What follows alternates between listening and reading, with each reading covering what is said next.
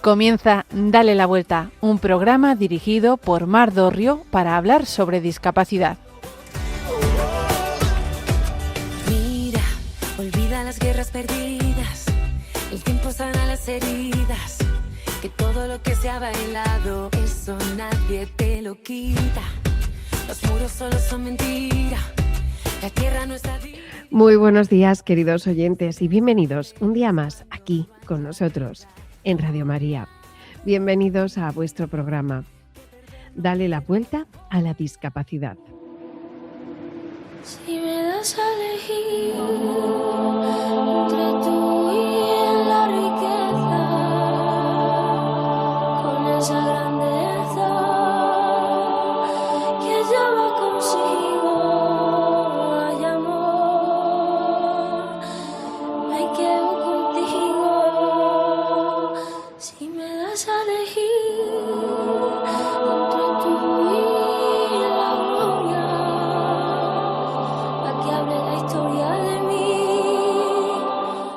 Todos, absolutamente todos los seres humanos con discapacidad o sin ella, si al morir nos hicieran una autopsia espiritual, encontrarían en cada uno el aguijón de la vanidad. En unos sería más grande, en otros más pequeño, pero nadie se libraría de él. Humanamente podemos querer ser vistos y recibir reconocimiento por nuestras buenas acciones, pero cabe preguntarse, ¿eso nos lleva a Cristo? El mes pasado, un pasaje del Evangelio nos dejó un ejemplo de humildad. Me refiero al pasaje de los Hechos de los Apóstoles, que narra la elección de San Matías. Y no por San Matías, sino por el otro candidato, José Barsabás Justo. Porque después de jugarse la vida siguiendo a Cristo, después de haber permanecido fiel, después de haber sido considerado digno de estar entre los dos posibles candidatos, no salió su nombre. Y ahí termina su protagonismo en la Escritura.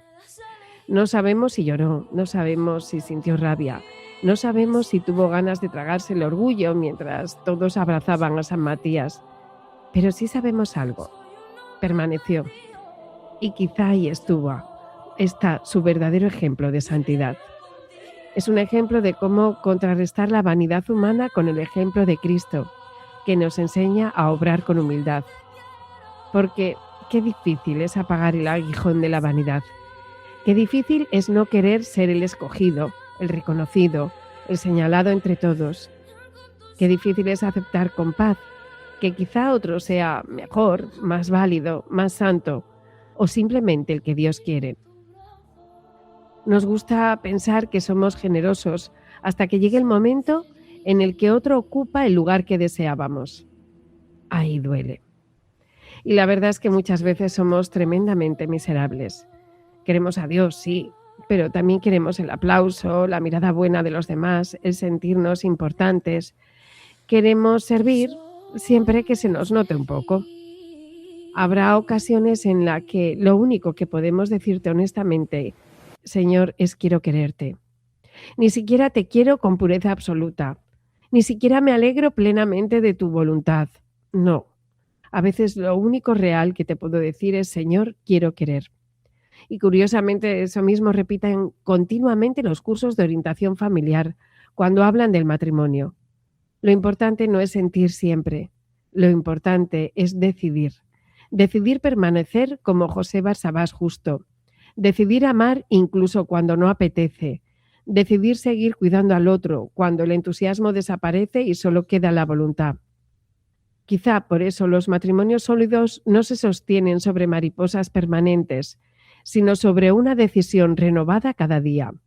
Te elijo, aunque hoy me cueste, aunque hoy esté cansado, aunque hoy no me salga. Con Dios ocurre algo parecido. Que tal vez Él no espera de nosotros una perfección emocional imposible, sino esa humilde decisión de seguir orientando el corazón hacia Él, incluso cuando dentro siguen peleando la soberbia, la comparación y la necesidad de ser vistos. Porque el aguijón de la vanidad no va a desaparecer, seguirá ahí doliendo hasta el final. Pero en medio de esa miseria también puede aparecer una oración pequeñísima y verdadera. Señor, quiero quererte, aunque no me salga del todo, aunque mi humanidad siga prefiriendo ser Matías antes que José Barsabás. Aunque todavía me duela no ser el elegido, Señor, me quedo contigo. Me quedo contigo. Me enamoré y te quiero. Solo deseo estar a tu lado, soñar con tus ojos, besarte en los labios, sentirme en tu brazo. Y hoy, 1 de junio, en Dale la Vuelta, contamos, como siempre, con Irma Páez Camino, que vuelve a repasar con lupa el lenguaje inclusivo. Estaremos también con nuestro compañero Pedro Gómez, que hoy aborda un tema que a nadie nos gusta reconocer, la envidia. Cristina Cuadrado nos traerá la actualidad. Bárbara Martínez Esparza va a curiosear qué discapacidades han terminado generando recursos, avances y soluciones que hoy nos facilitan la vida a todos. Y además, hoy nos vamos a poner los zapatos de una persona que ha vivido algo estremecedor, una posesión demoníaca. Sí, has escuchado bien. ¿Y qué tiene que ver todo eso con un programa de discapacidad? Pues mucho más de lo que parece, porque fue precisamente una enfermedad la que abrió el camino a una búsqueda que terminó llevándola a decisiones y experiencias que le condujeron a necesitar acompañamiento espiritual y un proceso de liberación. Quédate con nosotros y conocerás de cerca la historia de Catalina Davis. Y para empezar con buen pie, déjenme mirar al cielo y repetir: quien no sepa rezar, que vaya por esos mares, verá que pronto lo aprende sin enseñárselo a nadie. Por esos mares o por estas ondas, las tuyas, las de Radio María. Y ahora, sin más, nos vamos derechos a la lupa.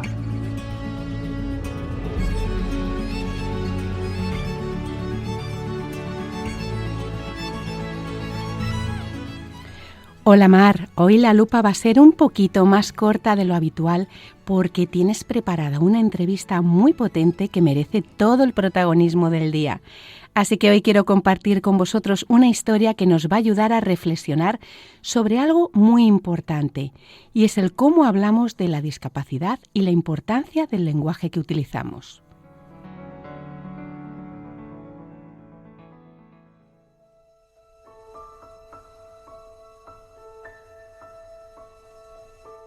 Hace unos días subí al autobús después de una mañana bastante ajetreada. Me senté casi al final, junto a la ventana, dispuesta a desconectar un rato.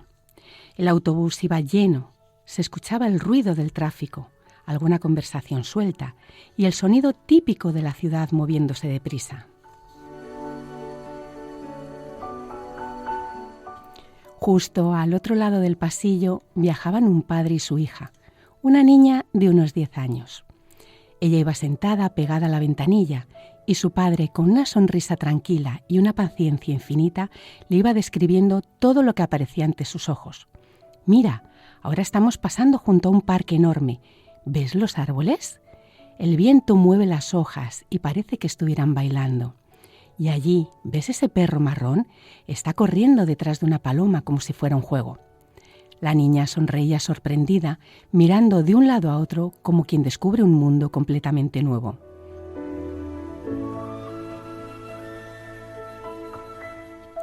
El padre continuó hablándole con entusiasmo. Ahora el autobús se detiene porque el semáforo está en rojo. Fíjate cómo cruza la gente la calle. Algunos van deprisa porque llegan tarde al trabajo. Otros, sin embargo, pasean despacio. La niña no dejaba de mirar. Sus ojos transmitían emoción, curiosidad y asombro. Cada detalle parecía fascinarla. Los colores de los escaparates, una bicicleta pasando rápido, unos niños jugando en la acera o incluso algo tan cotidiano como el movimiento de las nubes.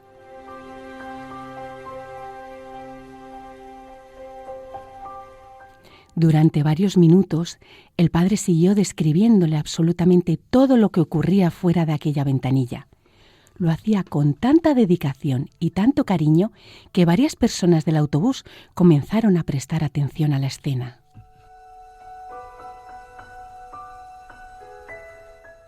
Pero un hombre sentado unas filas más atrás se levantó y se acercó al padre.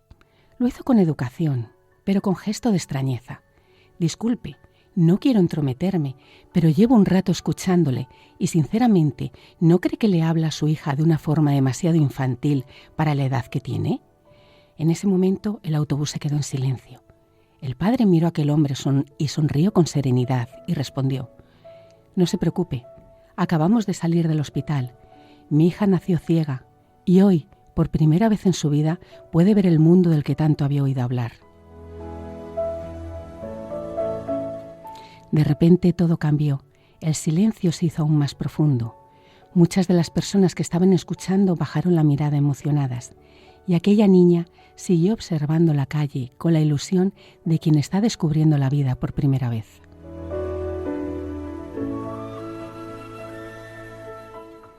Esta historia está inspirada en un relato del libro de cuentos Para quererte mejor de Alex Rovira.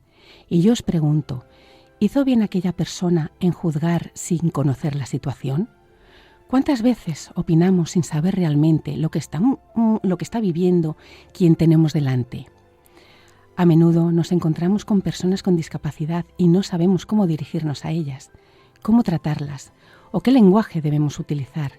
Y muchas veces, desde el desconocimiento, podemos caer en errores o prejuicios sin darnos cuenta. Por eso, en el próximo programa de La Lupa vamos a hablar precisamente de eso, del lenguaje inclusivo, de cómo comunicarnos desde el respeto y de por qué las palabras importan mucho más de lo que creemos. Pero antes de irme, quiero dejaros con la moraleja de esta historia y que quizás deberíamos recordar más a menudo. No podemos juzgar a las personas por su apariencia, por lo que hacen o por lo que dicen, porque nunca sabemos la batalla interior que están viviendo.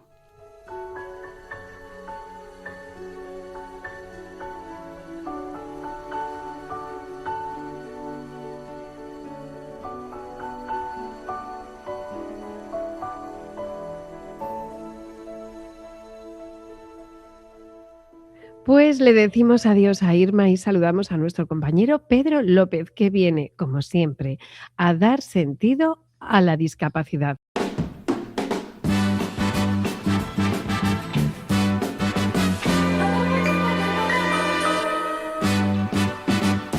Contigo yo me siento el rey del mundo, desde el momento en que dijiste que me quieres solamente a mí.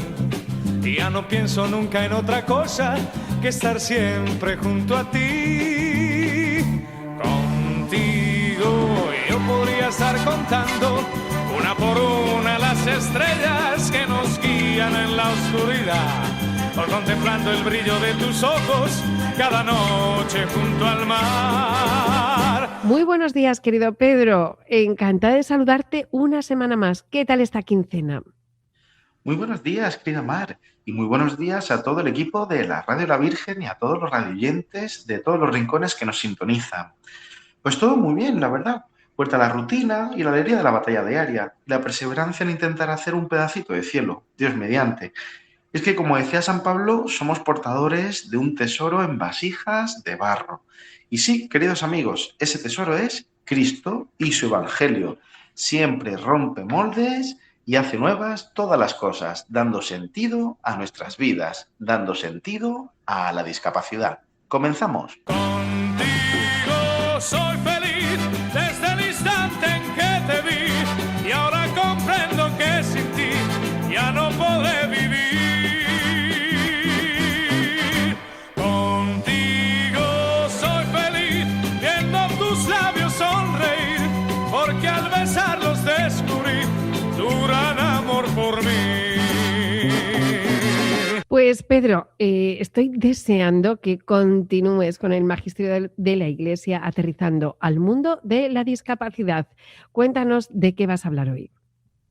Pues en el programa anterior comenzamos ya el bloque de los 7 pecados capitales, según el Catecismo de la Iglesia y la doctrina católica: la soberbia, Era el primer pecado capital, primordial y raíz de todos los vicios, manifestándose como un deseo desordenado de autoexaltación y una pretensión de igualdad con Dios, que ignora que todo bien proviene de Él. En el contexto de la discapacidad, esta actitud se traduce en conductas dañinas como el capacitismo, el paternalismo despectivo, la falta de empatía y el menosprecio de la dignidad ajena, al asumir una falsa superioridad que niega la igualdad fundamental de todos los seres humanos ante Dios.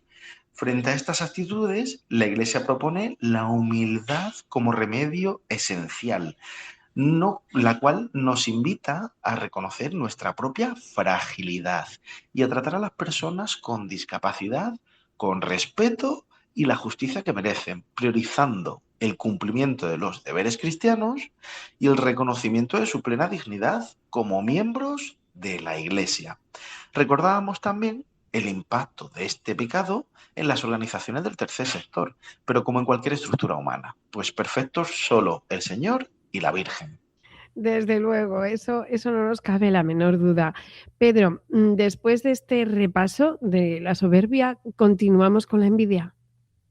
Pues mira, es que te sabes perfectamente bien el orden del catecismo, Marc, y es que efectivamente la envidia es el segundo pecado capital y consiste en esa tristeza ante el bien del prójimo y en el deseo desordenado de poseer ese bien que no es tuyo. Veamos tres matices importantes. Primero, la naturaleza en sí del pecado.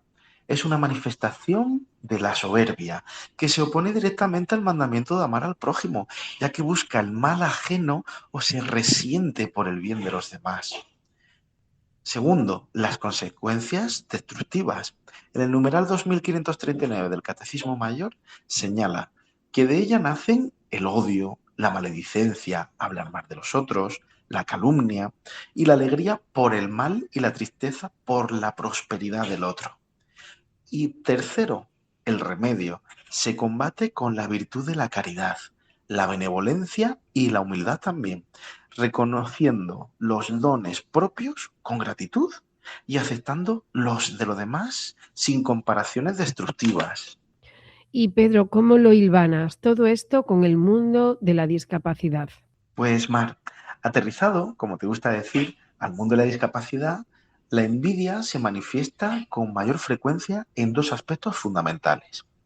Este concepto se entiende a través de dos vertientes principales. Uno, la envidia hacia las personas sin discapacidad y dos, la envidia hacia las personas con discapacidad. Vamos con el primero. La envidia hacia las personas sin discapacidad se manifiesta cuando una persona con discapacidad experimenta tristeza, resentimiento o amargura al ver la autonomía, salud o facilidades de las que gozan otras personas. El pecado radica en centrarse en la carencia propia hasta el punto de desear que los demás pierdan sus capacidades o bienes, o alegrarse de sus dificultades. Este tipo de actitud se da con mayor frecuencia en discapacidades adquiridas y enfermedades degenerativas, lo que viene siendo situaciones de discapacidad que no son de nacimiento, aunque no por ello no puede darse en discapacidades que vienen de cuna. En cuanto a la segunda vertiente de la envidia hacia las personas con discapacidad, se da cuando el entorno social, laboral o familiar siente resentimiento hacia las personas con discapacidad, ya sea por las ayudas, las atenciones o reconocimientos que reciben percibiendo su situación como una ventaja injusta o un privilegio. Incluso políticos de primera línea, por prudencia no diremos nombres, aunque no sean de nuestro país, que se permiten el lujo de juzgar de forma despectiva que haya personas con discapacidad ejerciendo trabajos en puestos decisivos en ocasiones. Este último comentario obviamente es más soberbia que envidia, pero no quería dejarlo en el tintero, pues considero que fue muy desafortunado y hasta llegó a nuestras latitudes aquí en España. Pedro, ¿y qué nos propone nuestra Madre la Iglesia como antídoto a la envidia? Pues como con todo pecado capital, nuestra Madre la Iglesia nos ofrece la virtud como antídoto. El catecismo enseña que la envidia es contraria a la caridad y debe combatirse con la virtud de la benevolencia, también con la humildad y la gratitud. Desde la fe católica, el antídoto aplicado a las limitaciones físicas, sensoriales o cognitivas implica aceptación y confianza, reconocer las propias limitaciones no como una inferioridad, sino como parte de la historia personal y de nuestra relación con Dios.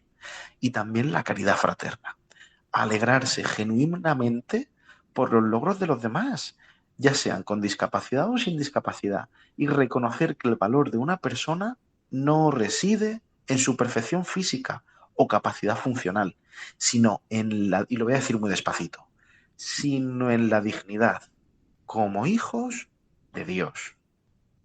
Pues no podemos acabar mejor esta sección que con reconociéndonos, que es reconociéndonos hijos de Dios. Pedro, continuamos el próximo día dándole sentido a la discapacidad. Pues aprovecho para deciros adiós a todos, que hemos llegado al final, y gracias y que Dios os bendiga. Yo soy feliz desde el instante en que te vi y ahora comprendo que sin ti ya no podré vivir. Contigo soy feliz viendo tus labios sonreír, porque al besarlos descubrí tu gran amor por mí. Muchísimas gracias a Pedro López, nuestro compañero que da sentido a la discapacidad. Y ahora nos vamos a dar paso a la actualidad que nos trae Cristina Cuadrado.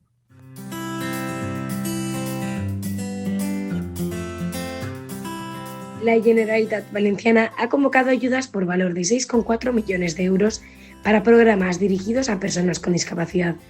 La iniciativa parte de la Consellería de Servicios Sociales, Familia e Infancia. Las subvenciones están destinadas a entidades sin ánimo de lucro del tercer sector. Los programas deberán desarrollarse durante 2026. Cada entidad podrá solicitar ayudas para un máximo de 3 proyectos. Entre las iniciativas financiadas figuran programas de convivencia, ocio y tiempo libre, empleo con apoyo y actividades formativas.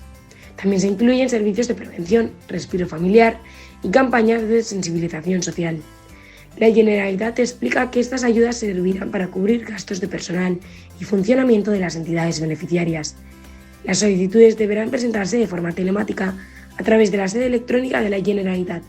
El plazo será de 15 días hábiles desde la publicación de la convocatoria en el Boletín Oficial de la Comunidad Valenciana.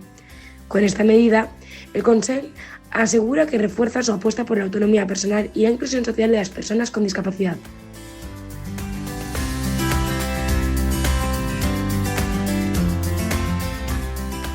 Un millón de gracias, Cristina Cuadrado. Y ahora nos vamos a poner en los zapatos de Catalina Davis. Hoy, en el Ponte en mis zapatos, vamos a escuchar un testimonio que impacta, incomoda y plantea muchas preguntas. Catalina Davis pasó algún tiempo metida en mundos de nueva era, terapias alternativas. Llegó a ejercer como terapeuta, convencida, y esto es importante recordarlo, de que estaba ayudando y sanando a otras personas. Hasta que, ya veréis cómo nos lo va a contar ella misma, terminó sufriendo episodios de posesión y tuvo que someterse a exorcismos tras su conversión. Ahora acaba de publicar La Gran Prisión, el precio oculto de las terapias alternativas, un libro en el que denuncia el lado oscuro de prácticas cada vez más normalizadas y explica cómo pasó, en sus propias palabras, de creer que sanaba a terminar poseída. Hoy queremos escuchar su historia sin filtros.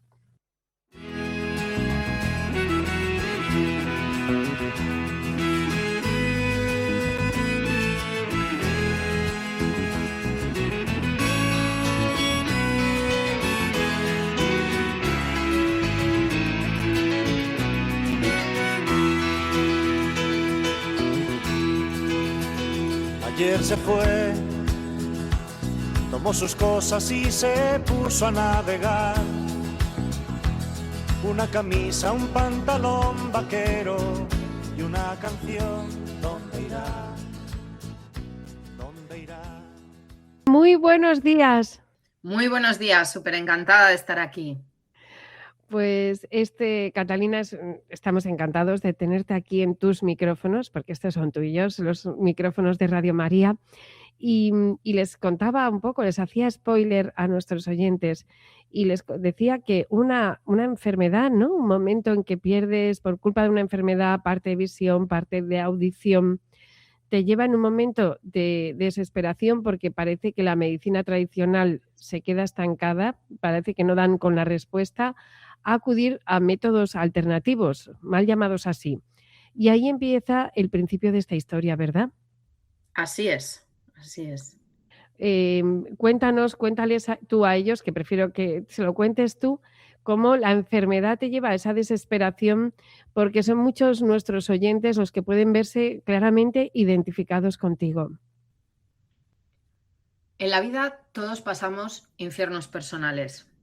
Esos miedos, esas preocupaciones que muchas veces nos impiden dormir, nos impiden desarrollar una vida normal, nos estancan en el pasado o nos llenan de ansiedad por el futuro. Muchas veces, ante esos infiernos personales, que puede ser un problema de salud o un duelo, un problema de trabajo, un problema relacional, queremos quitarnos ese dolor y ese sufrimiento a cualquier precio. La manera en la que respondamos a ese infierno personal va a determinar si nos alejamos o nos acercamos a Dios. Hay personas que para mitigar el dolor acuden al alcohol, al sexo o a la comida. Y hay otras personas que recurren a las terapias alternativas. Mi caso es de todo un poco. Cuando era más joven, al alcohol y a todas esas cosas para anestesiar, pero luego cuando llega el momento de la enfermedad y al ver que en la medicina tradicional no encontraba una respuesta, recurro a métodos alternativos. Que al principio, pues yo siempre digo lo mismo, te chocan. Tú dices, hay algo aquí que no me cuadra, porque obviamente si estamos bautizados, el bautizo imprime carácter y el Espíritu Santo sopla.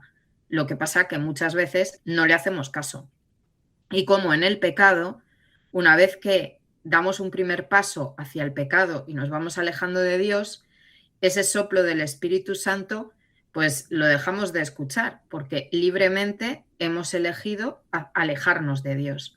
Y con las terapias alternativas pasa un poco lo mismo. Uno entra en un sanador y dice, ¿pero qué estoy haciendo aquí en la trastienda de un herbolario? Que esto es un almacén y hay un tipo al cual no conozco de nada que me está poniendo unas cosas, me está imponiendo las manos y ves ahí plantas, no sé qué, y tú dices, ¿qué estoy haciendo aquí, no? Y eso fueron un poco mis inicios cuando era más joven. Luego pasas a la acupuntura, que dices, wow, me lo está poniendo un médico, o sea que esto tiene que ser bueno, porque era una doctora la que me lo ponía. Y dices, esto sí o sí tiene que ser bueno, por más que yo me sentía súper incómoda, porque primero a mí no me gustan para nada las agujas, y claro, y me iba poniendo las agujas en todo el cuerpo, y además hacía frío, era invierno, recuerdo, me ponía la sabanilla por encima y se me clavaban más las agujas y decía, ¿pero qué estoy haciendo aquí? No quiero estar aquí. Pero aún así uno está desesperado y vuelve, y vuelve, y vuelve, hasta que poco a poco te metes de lleno, porque las cosas que antes a lo mejor te parecían locuras, luego las empiezas a normalizar, que es lo que nos está pasando a día de hoy. Yo siempre hablo de la ventana de Overton. Cuando yo empecé en el mundo de las terapias alternativas, pues lo primero que querías era meterlo en el mundo de la empresa. Y entonces empezabas a tocar puertas diciendo, ¡ay, comida macrobiótica, yoga! Y la gente te miraba como diciendo, estás loca. Era imposible, ¿no? La ventana de Overton es un proceso psicológico por el cual una persona normaliza una idea que aparentemente es una locura, ¿no? Y se usa en el tema de marketing y en el tema de, pues bueno, cómo someter a personas a cambios de decisión, pues involuntariamente, ¿no? Tú no quieres decidir eso, pero a través de este proceso psicológico se puede realizar. Luego, claro, empiezan los primeros early adopter, estos que al principio, cuando nadie está dispuesto a hacerlo, lo hacen y empiezan a mostrar de, oye, mira, resulta que yo hago yoga y me encuentro mejor. Entonces, lo que para ti suponía algo que era impensable y que obviamente eso era una locura, resulta que es que tal famoso lo está haciendo y le va bien. O tal amiga lo está haciendo y le va bien. ¿Y por qué no lo voy a hacer yo? Y entonces ahí lo empezamos a normalizar. Pero luego resulta que el siguiente paso es convertirlo en una necesidad. Las personas cuando llegan al movimiento Creo, que es una asociación privada de fieles que he fundado, aprobada por Monseñor Munilla, donde ayudamos a las personas que están o han pasado por nueva era a volver a la Iglesia Católica, pues llegan muchas personas católicas, practicantes, que me dicen, no, pero es que yo también voy a yoga, porque es que lo necesito porque me duele mucho la espalda. Y entonces mi pregunta es, vale, desde que vino Jesucristo al mundo hasta aquí, hasta los años 60, ¿a cuántas personas le ha dolido la espalda? Pues a millones. ¿Y necesitaron ir al yoga? No. Pues habían otros sistemas. Pues utiliza esos otros sistemas para quitarte el dolor de espalda. Estiramientos, pilates, que no conlleva ningún tipo de filosofía, ejercicio, camina, pues cada uno que vaya al fisio, ve al fisio. Claro, o que haga pilates, que no tiene nada que ver con el yoga. Efectivamente. Entonces, ¿qué pasa? Que se ha convertido, se ha hecho un paso a través de esta Bertana de Overton de generar una necesidad.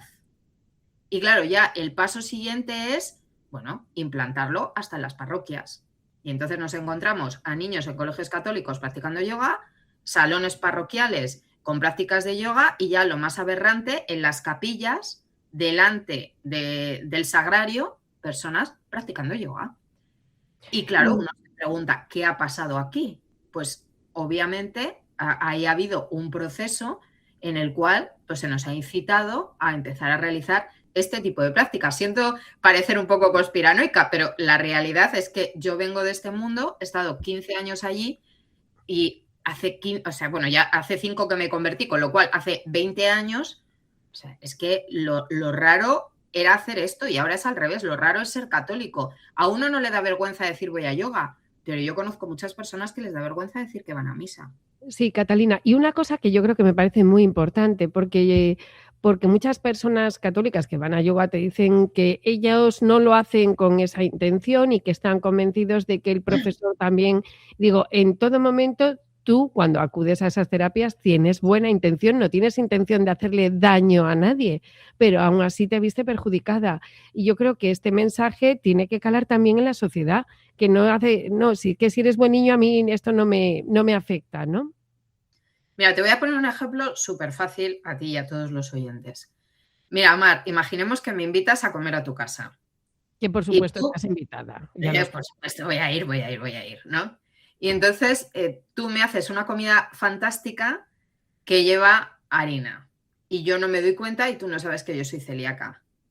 Yo me tomo esa comida y aparentemente a mí no me ha pasado nada, pero por dentro me está destruyendo el intestino porque soy celíaca.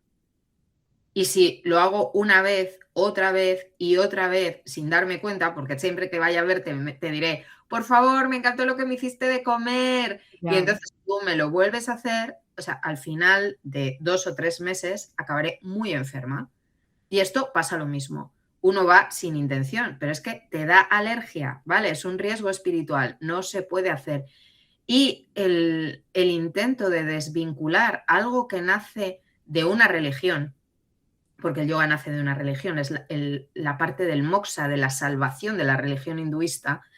Entonces, es como decir, no, yo voy a misa porque me gusta y tomo la Eucaristía, pero bueno, yo no creo que Jesús esté en ese pan, con lo cual lo tomo y punto, pero vamos, porque me da la gana, ¿no? O sea, claro.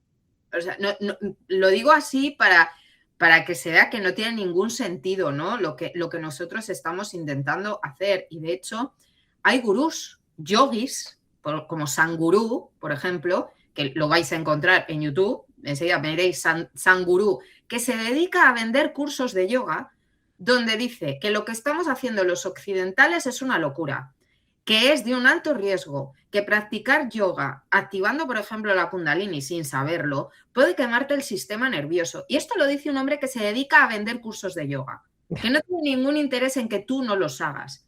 Y te habla de los riesgos y te habla del por qué tú no puedes decir que el yoga es solo un ejercicio.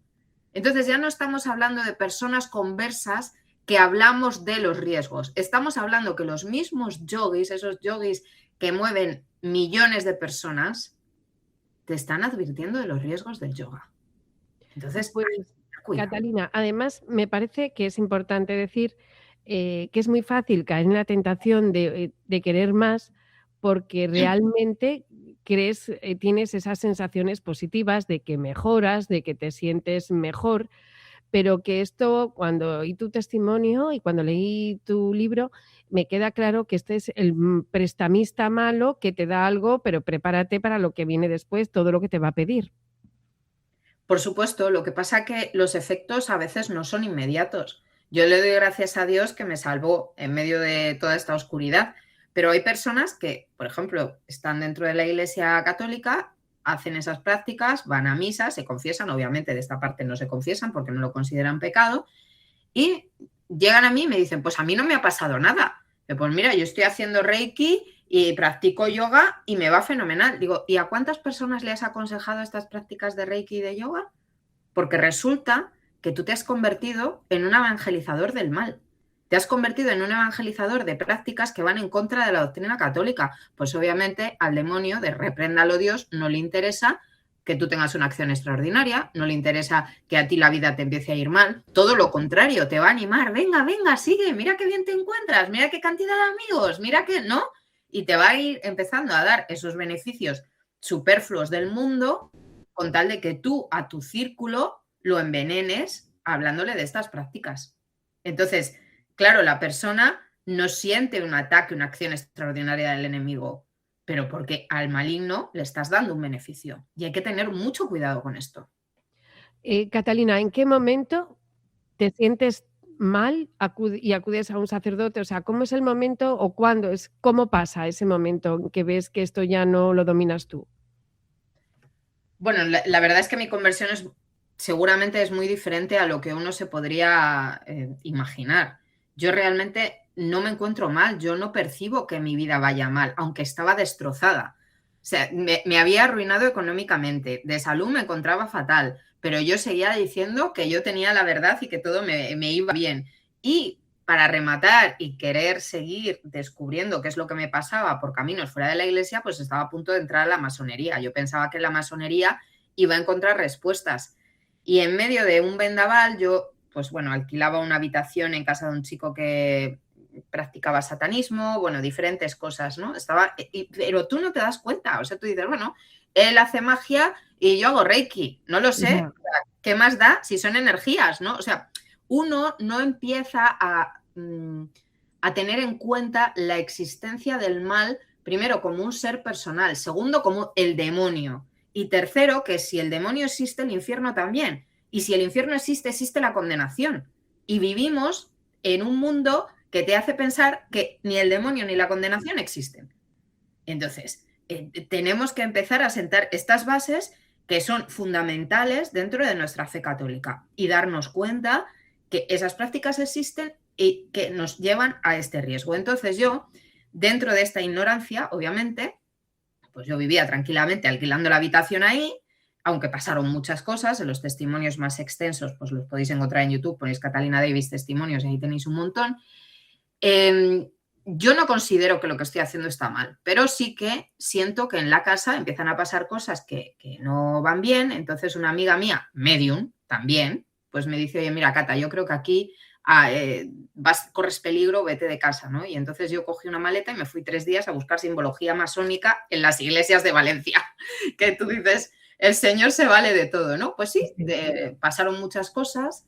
Entré en una iglesia, ofrecieron un retiro, me apunté, conocí a un sacerdote, ese sacerdote me habló y a mí me hizo reflexionar sobre algunas cosas que me llevaron a dejar esa casa. La historia es preciosa, lo tenéis en testimonios más largos porque no quiero pasar superficialmente sobre cosas tan importantes, ¿no? Pero bueno, lo enumero. Y hay un momento en el cual pues yo llego a ese retiro y por la noche, cuando yo ya me había convertido, o sea, bueno, obviamente la conversión es un proceso que dura toda la vida, ¿no? Pero en ese momento yo ya había reconocido a Jesús como el Señor y me había dado cuenta de que todo lo que yo estaba buscando en las terapias alternativas estaba en la Iglesia Católica. Yo hablo con una misionera y le digo las prácticas que hago, lo que me está pasando, que me sentía como dividida, que me sentía mal. Y entonces ella me dice, te digo 2 cosas. La primera es que Dios te está llamando. Y es cierto, tenía razón, aquí estoy. Ahora soy consagrada. Y la segunda es, esas prácticas que tú haces no vienen de Dios y te están alejando de Dios, ¿no? Y entonces, bueno, pues a mí en ese momento me pegué un parón, reflexioné y hablé con otra misionera que me encontré pues ahí caminando por el campo, ¿no? Y le conté lo que me pasaba. Y cuando yo se lo conté, me dijo, mira, has estado tanto tiempo en contacto con el mal que yo creo que deberías ir a un exorcista. Y o sea, que el mismo día de mi conversión a mí me mandan al exorcista, que no suele ser lo habitual, pero Dios tuvo a bien que antes de que yo me convirtiese ya tuviese guía espiritual, que es este sacerdote que conocí en este primer fin de semana que yo me fui de casa, y luego enseguida a mí me mandaron al exorcista, pero eso no significa que aunque yo fui enseguida al exorcista se supiese que yo tenía una acción extraordinaria del maligno. Eso no lo descubriré hasta 8 meses después, porque bueno, pasan ciertas cosas y yo no lo descubro, simplemente hay un día que después que un sacerdote carismático rezó por mí, me encontré muy mal y se me ocurrió llenar la bañera con agua bendita, sal bendita y aceite y ponerme una oración de liberación, que eso no lo hagáis nunca, ¿vale? Porque es muy peligroso. Nunca escuchar oraciones de liberación de internet, por favor.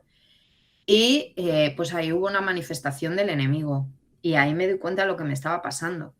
Y ahí es cuando se me cae la venda de los ojos, porque yo desde que me convierto y hasta 8 meses más tarde solo pensaba en Dios es amor, el niño Jesús, porque me pilló en Adviento Navidad, no quería saber nada de Cristo crucificado porque venía de la nueva era donde Jesús está completamente distorsionado, donde la cruz obviamente es algo completamente malo, una ilusión. Entonces, bueno, hay pues una distorsión muy grande y ahí se me cae la venda de los ojos y digo, ¿perdón?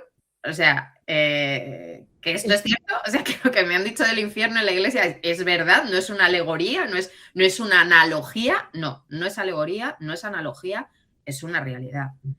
Y a partir de ahí pues empieza mi camino, ¿no? De conversión más fuerte. ¿Hizo falta mucho tiempo para quedarte completamente curada? Bueno, esa es una pregunta compleja de contestar porque hay que definir curada.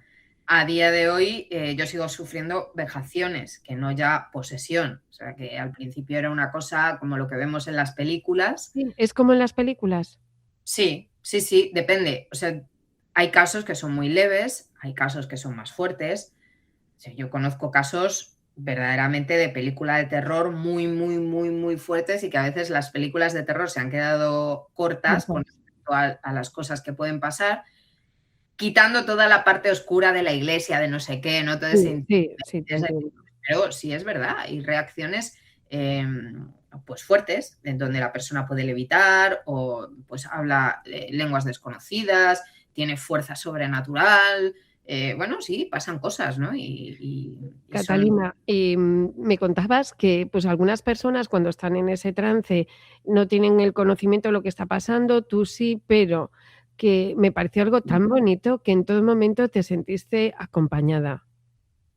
Mira, ¿sabes lo que pasa? Que en las películas solo nos muestran el lado del maligno, ¿no? Y a lo mejor el esfuerzo del sacerdote por salvar a la persona o por ayudarla, obviamente la salvación viene de Dios, ¿no? Pero bueno, por rescatarla de las garras del enemigo. Pero no cuentan la parte hermosa y es la gracia que Dios derrama sobre los que están atribulados, ya sea por esta acción extraordinaria, ya sea por una enfermedad, porque a mí me parece maravilloso cuando en enfermos terminales que están en la cama, que no se pueden mover, hay un brillo en los ojos, una ilusión, una esperanza, un amor que uno solo se puede explicar a través de Dios. Y aquí sucede lo mismo. Cuando empieza la lucha, yo siento como, vale, pues me está pasando cosas en mi cuerpo que obviamente pues yo desconocía hasta ese momento que podían suceder o me imaginaba que eran pura ficción. Pero sin embargo, mi alma, mi ser, estaba en brazos de Dios Padre. O sea, yo estaba sintiendo todo su amor, porque sin su amor, luchar contra el maligno sería imposible. Y eso, por desgracia, nos pasa en el día a día, ya no en la acción extraordinaria, que parece como, wow, mira, es que tiene fuerza sobrenatural o habla o no sé qué, o le pasan cosas, ¿no? No, nos pasa en la tentación. Porque si nosotros realmente no luchamos por estar cerca del amor de Dios, no le abrimos la puerta a ese amor de Dios, fácilmente caemos en las tentaciones. Y aquí cabe resaltar una cosa, uno por estar poseído no va al infierno, pero uno por pecar puede que sí vaya. Entonces, me refiero a uno por estar poseído estando en gracia, ¿vale? Claro, sí, sí. Hay que matizar, ¿vale? Porque luego vienen las consultas. Claro. Pero perfectamente una persona sin ningún tipo de acción extraordinaria, como acción extraordinaria enmarcamos posesión, vejación, obsesión diabólica, claro, pues ahí una persona perfectamente puede terminar condenada, que son cosas que no nos planteamos, de qué manera estamos viviendo nuestra vida. Pues Catalina, como estaría hablando horas y horas contigo, pero como ya tenemos que ir cerrando la entrevista, quiero que les digas si alguien quiere ponerse en contacto contigo, si necesita ayuda del movimiento Creo, ¿cómo pueden hacerlo? Bueno, lo primero es decir que el movimiento Creo actúa en mayor parte online, o sea que da igual desde el país, la ciudad donde nos estés escuchando, te podemos ayudar. Y luego de manera presencial, sobre todo en la diócesis de Alcalá de Henares y en Madrid. Entonces, quien quiera contactarnos, www.movimientocreo.com, y ahí están todos los datos de contacto. Si necesitáis un email, un WhatsApp o incluso desde la misma web, nos podéis contactar. Ahí ayudamos a todas las personas que necesiten saber, ¿esta práctica viene de Dios o no viene de Dios? Quiero volver a la iglesia, estoy metido en todo esto, ¿qué puedo hacer? Bueno, pues ahí damos orientación de todo tipo, así que pues estamos a vuestra disposición. Catalina, y mi comedor al tuyo, así que te espero para que vengas a comer a casa cualquier día. Pero sin gluten, por favor. Sin gluten, nos aseguraremos de eso. Amiga. Bueno, una cosa importante y que quiero resaltar. Por supuesto. La misericordia de Dios es mucho más grande que cualquier tiniebla u oscuridad. De verdad, Dios nos ama, no quiere que ninguna oveja se pierda. Yo sé que he parecido súper radical y súper vehemente en algunas cosas, pero es que como nadie habla de ellas, pues a veces hay que ser claros. Tienes autoridad para hablar de ellas porque has pagado caro estar cerca de ellas, así que ¿quién sino tú para hablar tan nítidamente? Bueno, es importante decir que Dios es la autoridad la tiene la Iglesia. Yo soy aquí una testigo, ¿vale? Ocular de que esto es así, ¿no? Podría llamarse así. Entonces, es importante resaltar, el amor siempre vence. Ese es nuestro lema, en palabras de San Juan Pablo II, que junto a San Pedro es nuestro santo patrón. Y eso es lo que también quiero que las personas se lleven de esto. El amor siempre vence, Dios nos ama, pero también aborrece nuestro pecado. Entonces, nos acogemos a su misericordia para que ahora que acaba de pasar Pentecostés, el Espíritu Santo ilumine nuestra vida, nuestro día a día y sobre todo nuestras decisiones, que nos acerquen siempre a la voluntad de Dios. Pues un abrazo enorme, Catalina. Muchísimas, muchísimas gracias. Y una canción, ¿dónde irá? ¿Dónde irá? Se despidió y decidió batirse en duelo con el mar y recorrer el mundo en su velero y navegar, navegar. Y se marchó y a su barco le llamó libertad. Pues impresionante, Catalina Davis. La podéis encontrar en internet si queréis escucharla más tiempo largo y tendido. Pero a quien podéis escuchar ahora es a Bárbara Martínez Esparza en el ¿Sabías qué?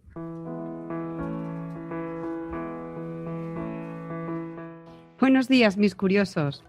En el programa de hoy vamos a comenzar por hacernos una pregunta. ¿Sabías que muchas de las cosas que usas cada día nacieron gracias a la discapacidad? ¿Sabías que muchas de las cosas que usas a diario, sí, tú, ahora mismo, existen gracias a las personas con discapacidad? Puede sonar sorprendente, pero la historia de la accesibilidad es, en realidad, la historia de la innovación humana. ¿Te cuento un poco más? ¿He conseguido que te pique la curiosidad? Pues vamos allá. Esta historia empieza casi siempre igual. Alguien encuentra una barrera y decide solucionarlo. Además, no quiere que nadie más se la encuentre. Así tenemos cosas que usamos sin conciencia del motivo por el que fueron creados. Por ejemplo, las primeras máquinas de escribir con teclas grandes y mecanismos simplificados se diseñaron para personas ciegas o sordomudas. Ese diseño evolucionó hasta convertirse en el teclado estándar que usamos en los ordenadores y en los móviles. Otro que está ganando un uso son los audiolibros, que nacieron en los años 30 para personas ciegas y con baja visión, como parte de los programas de Talking Books. Hoy son una forma de lectura cotidiana para estudiantes, conductores, deportistas y cualquiera que prefiera escuchar en vez de leer. Los subtítulos, que nacieron para la accesibilidad y se desarrollan como ayuda para la comunidad sorda, y ahora los usa medio planeta por lo menos. Los usamos en el gimnasio, en el metro, en bares ruidosos, cuando no queremos despertar a nadie o cuando vemos series en otro idioma.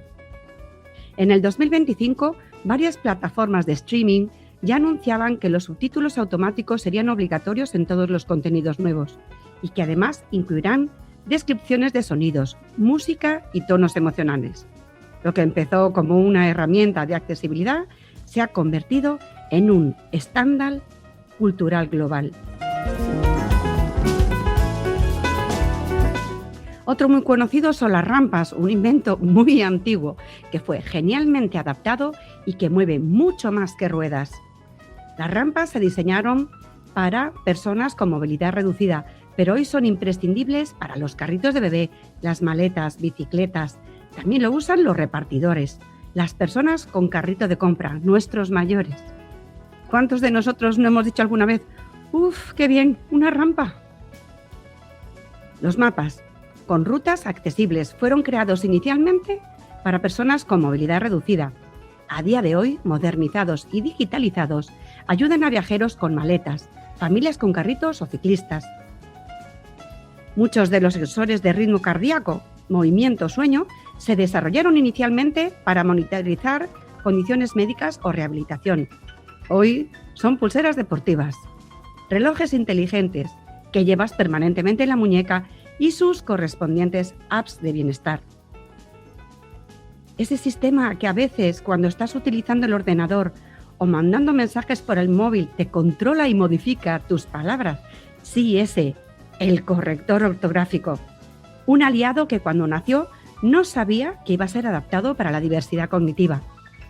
Cuando te quedas pensando, ¿es con B o con V? Y sin querer, ya sabes cómo. Se reconfiguró para apoyar a las personas con dificultades de aprendizaje, especialmente dislexia. Hoy en día lo usamos todos. Y muchos otros más que no me da tiempo de comentaros. La innovación inclusiva está dejando de ser especial para convertirse en punta de lanza tecnológica. Seguro que a partir de ahora, cuando mires tu reloj inteligente, el navegador que de nuevo te lleva por la ruta distinta o teclees rápidamente en tu ordenador, te acordarás de lo que has escuchado hoy y ya nunca más los vas a mirar de la misma manera. Y hasta aquí nuestro tiempo de hoy. Nos vemos en 15 días si Dios quiere.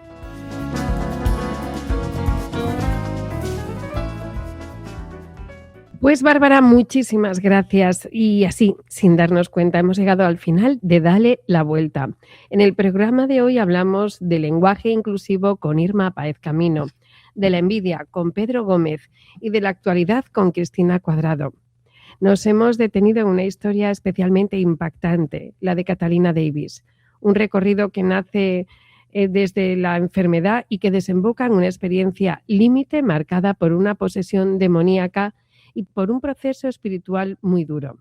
Un testimonio que nos obliga a mirar de frente cómo el sufrimiento puede empujarnos a buscar respuestas en direcciones muy diferentes hacia la que tenemos que escoger. Con Bárbara Martínez Esparza hemos visto cómo distintas discapacidades a lo largo del tiempo han impulsado soluciones, inventos y recursos que hoy han mejorado la vida de todos. ¿Y tú? ¿Tienes una historia que contar, algo que compartir con nosotros? Puedes escribirnos a dalelavuelta@radiomaria.es contactarnos a través de nuestras redes sociales o, si lo prefieres, mándanos un audio al 636423716. Y hasta aquí, muchísimas gracias por acompañarnos. Les envía un cordial saludo a todo el equipo de Dale la Vuelta, con Marta Troyano, Marimar García Garrido, Pedro Gómez, Irma Páez Camino, Cristina Cuadrado, Bárbara Martínez Esparza y quienes habla, Mar Dorrio. Les esperamos aquí en Radio María dentro de 15 días, el lunes a las 11 de la mañana, para darle la vuelta a la discapacidad. Recordar que Dar la Vuelta termina, pero Radio María continúa y continúa con la doctora Alicia Lois. Pero antes, miren a la más guapa y recen con nosotros el Ángelus.